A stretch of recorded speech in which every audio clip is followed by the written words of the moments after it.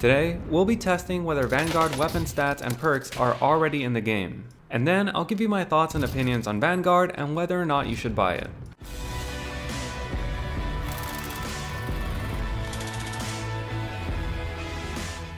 With the Vanguard integration coming up soon, some of us are worried about some of the mechanics that may end up coming in, such as ADS Bloom and weapon perks like Vital. Since we're not sure what that's going to do to Warzone and whether everything's going to change or not, I decided to take a look and figure out if these things were already in the game. And since the integration is coming, I know a lot of people still haven't gotten Vanguard and are wondering whether or not they should buy it in order to prepare. So let's start with the weapon perks. We'll be looking at the Warning Track STG-44 and the Bone Rattler STG-44.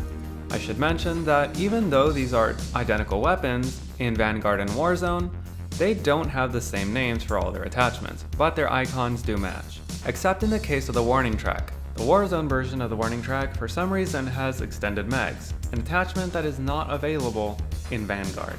The Warning Track comes with Vital and fully loaded, while the Bone Rattler only comes with fast melee. It's not too important what the Bone Rattler has, but I just wanted to see if there's a difference between the two. And immediately after hopping into a game, you can see that fully loaded works. However, does Vital work? So when we use the Bone Rattler and I shoot a few targets, we seem to be doing 36 damage to the chest. So let's see what happens when we use the Warning Track. Once again, shooting for the upper chest, we get 37 damage, which is one more than the Bone Rattler. Is 37 your headshot damage? No. But you can shoot pretty low and still get 37 damage. It seems that Vital here just adds 1 point of damage to the individual damage categories. Yes, including the head. So it seems that Vital has been reworked for Warzone, which is quite a good thing. I think we all knew that the weapons weren't just going to be straight from Vanguard and take all their stats. So this does make me feel a bit better, since that does show that Raven is trying to make things a little bit more balanced, instead of just porting things straight over. So now let's move on to Weapon Bloom. And starting with the Bone Rattler, since it has a bunch of attachments that hurt your accuracy, and we know that accuracy is directly related to Weapon Bloom, we can see that Weapon Bloom does not seem to be present. And just to double check, the Warning Track also does not have any apparent Weapon Bloom. In fact, both of these weapons are performing a lot better here than they were in Vanguard. Could all this change after the integration? Of course, but I do believe we have access to these weapons so that Raven can gain telemetry from it. And I do believe that the backlash from including Weapon Bloom would just be way too high, since it has no place in a shooter like Warzone. So now let's get to the review portion of the video. Should you buy a Vanguard, especially if you're a Warzone player? Let me tell you about my experiences in campaign, multiplayer, and zombies, and then let you make up your mind. Remember, this is coming from a PC player's point of view, and remember, while we all should technically be liking Call of Duty if you're on this channel, we all have different tastes, so take that into consideration. So first of all, I want to say what an amazing experience it was when I launched Vanguard and it actually asked me to import my settings from Warzone or Cold War. From a PC player's point of view, this is amazing because I really dislike having to set up the exact same keybinds and graphics settings between titles. I checked them, of course, and there was 1 or 2 things that I needed to change, but other than that, everything was already there, which was perfect. The campaign was a short, 6.5 hour, fun story. However, you could probably beat this in about 4 hours because I played this on Veteran and the NPCs are the worst AI I have ever seen in any game.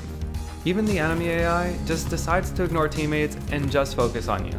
They have wall hacks and they are not afraid to use it. It doesn't matter that they haven't seen you and that you moved between cover, they will still keep shooting you behind solid cover. And while I can imagine the plane mission is pretty fun for many players, on mouse and keyboard, it is one of the worst experiences I've ever had. I tried messing with the settings and even tried switching to the keyboard controls, but it's just really bad. And I really hope that these controls get fixed by the Vanguard integration, because if we get these same plane controls in it, all the PC players are going to be having an extremely bad time. And while I do technically have a controller, I don't want to have it on and ready to be used at all times whenever I'm playing Warzone. But I'm assuming if you aren't playing this on Veteran and you're not playing it on a mouse and keyboard, you're probably going to be having a pretty fun time. The story is fun and the gameplay is pretty fun as well.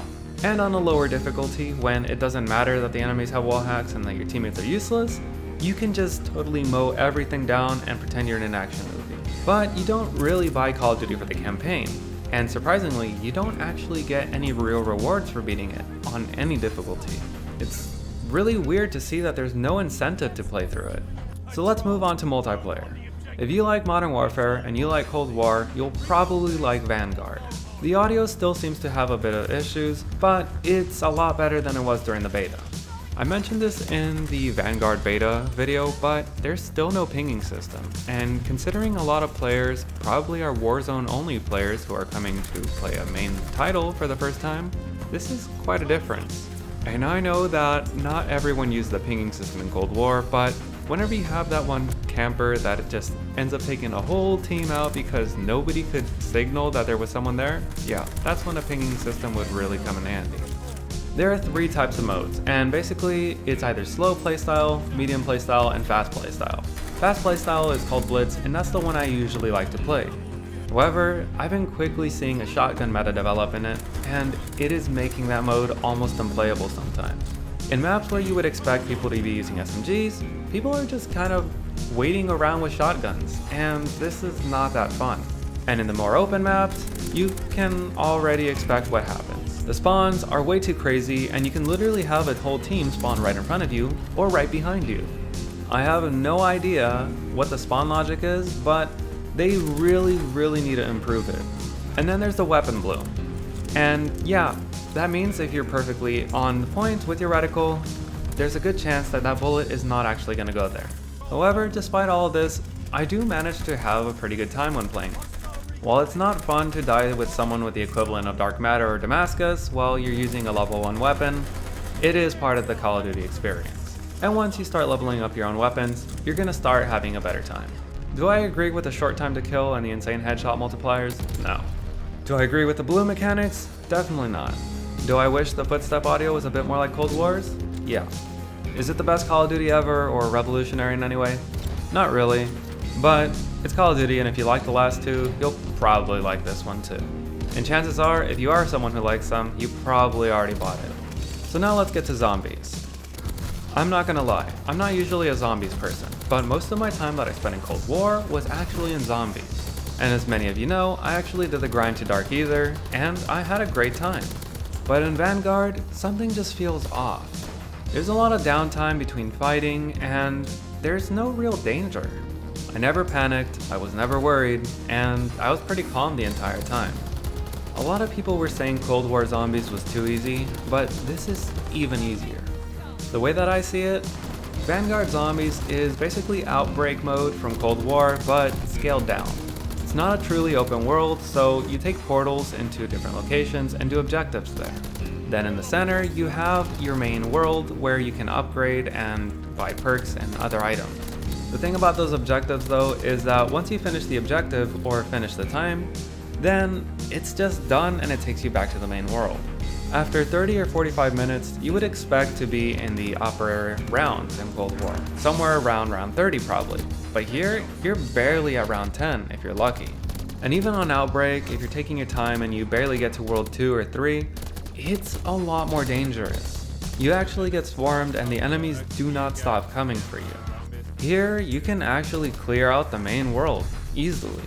And even though they did introduce the larger enemies, they're just bullet sponges, and they don't really target you that well. So you can pretty much ignore them, they're not really a threat. And the worst thing about zombies is that, from what I've been told, it doesn't really give you that much weapon XP. You're better off just playing multiplayer if you want to rank up your weapons. And I'm pretty sure this year I won't be going for the mastery camos in multiplayer or zombies. So should you buy Vanguard? Well, let me ask you a few questions. Are you primarily a zombies player or a zombies only player? If so, this map really doesn't have much to offer right now, and you should probably just wait for more maps to come out. If you only play the campaigns, then just wait for this game to be way cheaper.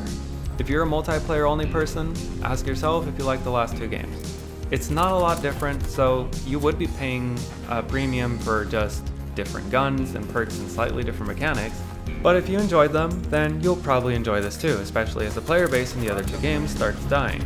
And lastly, if you're a Warzone only player, and you're thinking about buying this as your first or second COD, I would just wait, because I'm sure that the XP you'll get in Plunder and Clash or other LTMs is going to be way more than you would get here.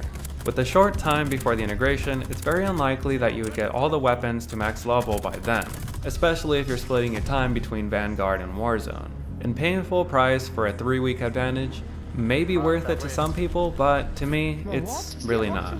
But that's just my opinion. Have you bought it already? Are you thinking about buying it?